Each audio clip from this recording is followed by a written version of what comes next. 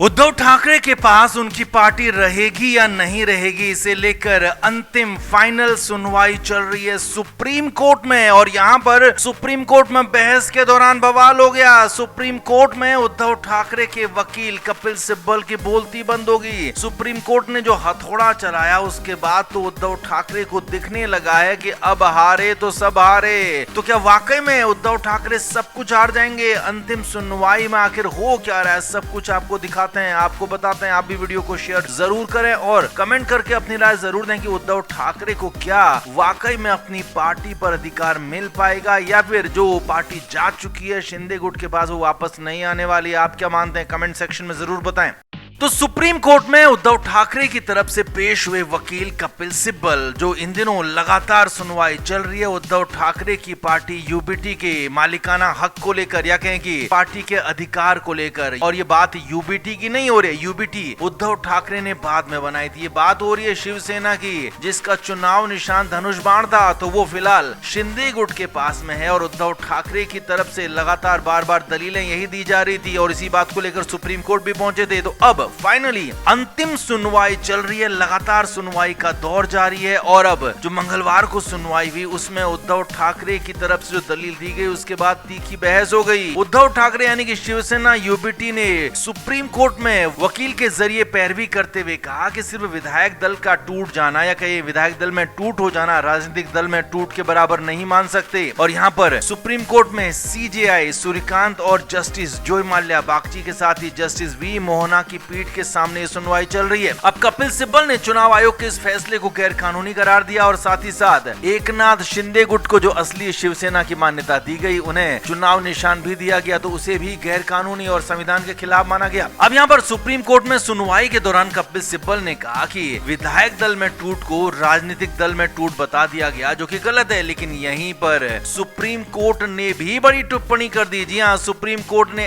ऐसी टिप्पणी की जिसने उद्धव ठाकरे के लिए हालात मुश्किल नहीं बल्कि बहुत मुश्किल हो गए। सुनवाई के दौरान जस्टिस जोय माल्या बागची ने टिप्पणी की कि लोक व्यवस्था और नैतिकता जैसे शब्द काफी व्यापक हैं, लचीले हैं और इस पर संवैधानिक नैतिकता का भी सवाल खड़ा होता है। यानी कि पूरा मामला जो घूम कर आ गया है वो उद्धव ठाकरे की पार्टी में जो 2018 में नया संविधान बनाया गया था उसमें पूरी ताकत उद्धव ठाकरे को सौंप दी गई थी, तो उस संविधान को लेकर सवाल खड़े हो रहे हैं। सुप्रीम कोर्ट ने भी उसी संविधान का हवाला दिया था, पिछली सुनवाई में भी उसी संविधान पर टिप्पणी की थी कि आखिर संविधान एक इंसान को लेकर क्यों बदला गया और एक ही इंसान के हिसाब से पार्टी क्यों चलाई गई। तो उसके बाद ही यहाँ पर भी बात आई है कि जो सुनवाई के दौरान आई है कि लोक व्यवस्था और नैतिकता जैसे शब्द काफी व्यापक हैं, लचीले हैं और इस पर संवैधानिक नैतिकता का भी सवाल खड़ा होता है। तो उद्धव ठाकरे गुट की तरफ से कपिल सिब्बल लगातार दलीलें दे रहे हैं, लेकिन सुप्रीम कोर्ट की एक इस टिप्पणी ने एक बार फिर से दिखा दिया है कि सुप्रीम कोर्ट क्या कर सकता है। हालांकि अभी साफ नहीं है कि सुप्रीम कोर्ट का फैसला क्या आएगा, लेकिन फिलहाल जो सुप्रीम कोर्ट के तर्क दिख रहे हैं, सुप्रीम कोर्ट की जो टिप्पणियां दिख रही हैं वो उद्धव ठाकरे के पक्ष में तो बिल्कुल नहीं है। और हाँ, चुनाव आयोग पहले ही उद्धव ठाकरे गुट को नकार चुका है, तो ऐसे में शिंदे गुट को यहाँ पर अगर पूरी पार्टी मिलती है, धनुष बाण मिलता है, तो फिर सुप्रीम कोर्ट के फैसले को खिलाफ उद्धव ठाकरे कहीं जा भी नहीं पाएंगे और उद्धव ठाकरे के लिए आखिरी हार हो सकती है, क्योंकि यहाँ पर हारे तो सब हारे, अब हारे तो सब हारे वाली कंडीशन उद्धव ठाकरे के लिए हो चुकी है। तो आप इस पर क्या कहेंगे? फाइनली अभी भी सुनवाई चल रही है, बहुत जल्द इस पर फैसला भी आ सकता है, लेकिन हाँ, आप इस पर जो भी कहना अपनी राय जरूर दें कमेंट सेक्शन में और हाँ, वीडियो को शेयर भी करें।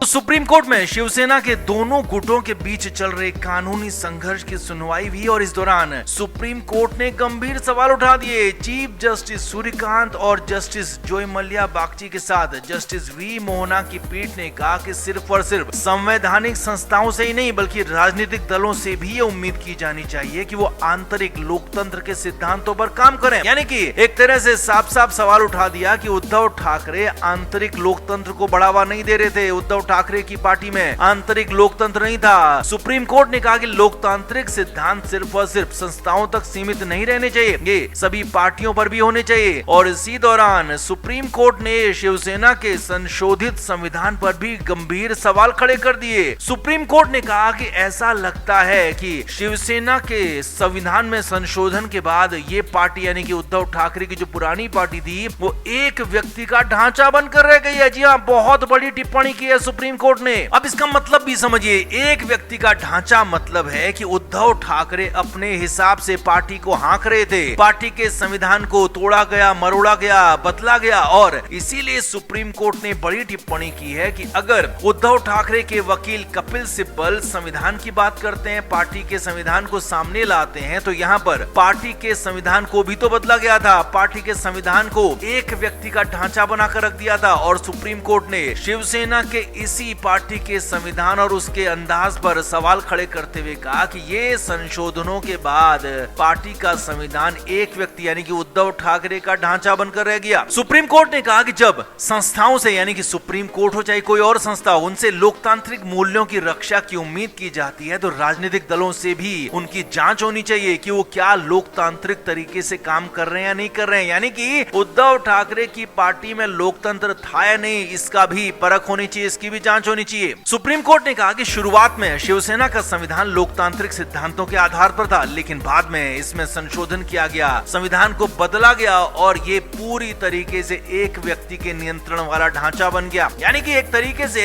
शिवसेना के संविधान पर ही सवाल खड़ा कर दिया, उद्धव ठाकरे की नीयत पर, उद्धव ठाकरे के अंदाज पर, उद्धव ठाकरे की पार्टी पर ही सवाल खड़े कर दिया। हालांकि कपिल सिब्बल जो कि उद्धव ठाकरे की तरफ से पेश हुए थे वकील, उन्होंने साफ कहा कि चुनाव आयोग का यह अधिकार क्षेत्र नहीं है कि वो संविधान पर सवाल उठाए किसी पार्टी के। और सिब्बल ने साफ साफ कहा कि संवैधानिक संस्थाओं और राजनीतिक दलों के कामों में अंतर होता है, इनको अलग रखा जाए। लेकिन सुप्रीम कोर्ट यहीं पर नहीं रुका। सुप्रीम कोर्ट ने साफ साफ कहा कि इस पूरे मामले में उद्धव ठाकरे की पार्टी ने जो संविधान बनाया उसको बदला गया और वो लोकतांत्रिक मूल्यों के खिलाफ था। अब इस पूरे मामले पर 11 अगस्त को अगली सुनवाई होगी। माना यह जा रहा था पहले कि उद्धव ठाकरे को राहत मिल सकती है, लेकिन जिस तरीके से सुप्रीम कोर्ट ने तीखा कड़ा रुख दिखाया उसके बाद अब उद्धव ठाकरे फंसते हुए दिख रहे हैं। उद्धव ठाकरे के लिए हालात ठीक नजर नहीं आ रहे हैं और इसीलिए अब उनके वकील कपिल सिब्बल भी बैकफुट पर नजर आ रहे हैं, इमोशनल दिख रहे हैं, क्योंकि उनको पता है कि अब अगर उनके पक्ष में फैसला नहीं आता है तो ये बहुत बड़ा नुकसान उनके लिए भी होगा, क्योंकि बतौर वकील उनका भी यहाँ पर मुश्किल हो सकती है। तो कुल मिलाकर उद्धव ठाकरे के सिर पर बड़ा वाला यहाँ पर हथौड़ा पड़ा है और इस हथौड़े पड़ने के बाद ठाकरे अब कहीं के नहीं रहे, ये फिलहाल नजर आ रहा है। तो आप इस पर क्या कहेंगे, आप भी कमेंट बॉक्स में जरूर से जरूर बताएं, वीडियो को शेयर भी करें।